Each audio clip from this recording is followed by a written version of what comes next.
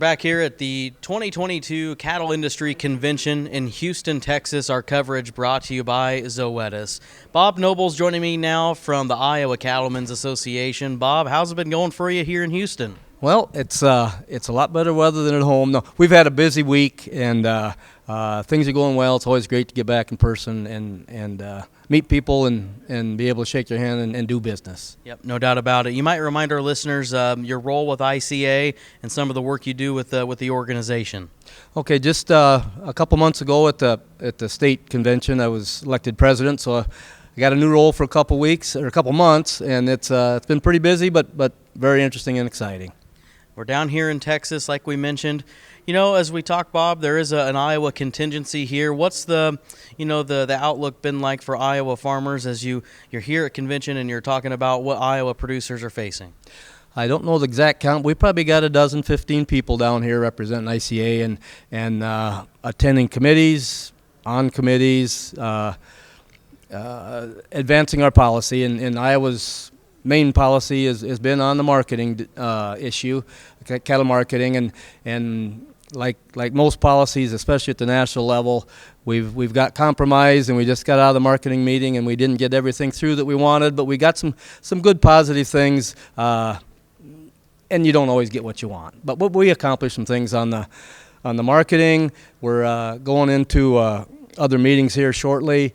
One of the big pluses that is a accomplishment of ICA and NCBA policy has been on our taxes and finance committee, and that actually got good news on that here a couple months ago in Washington when the proposed increase in taxes and inheritance tax and capital gains and those kind of things was sorted. So a big accomplishment that happened even before the convention here.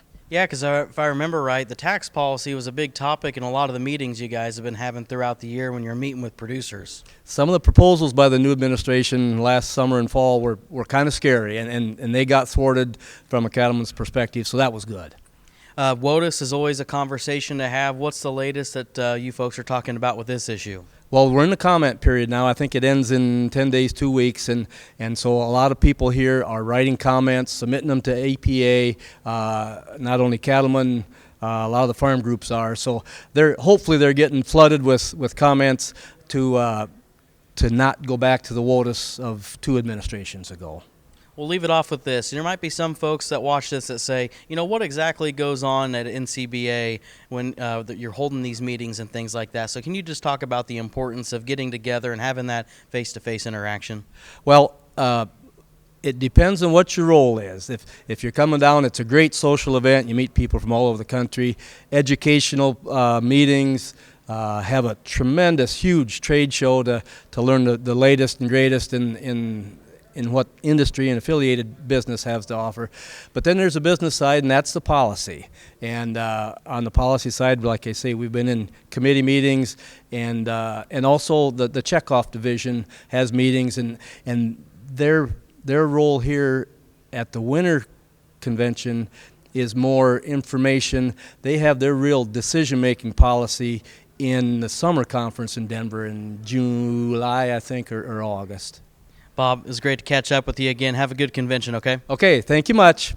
Again, that's Bob Noble here from the Iowa Cattlemen's Association at the Cattle Industry Convention in Houston, Texas. Our coverage brought to you by Zoetis.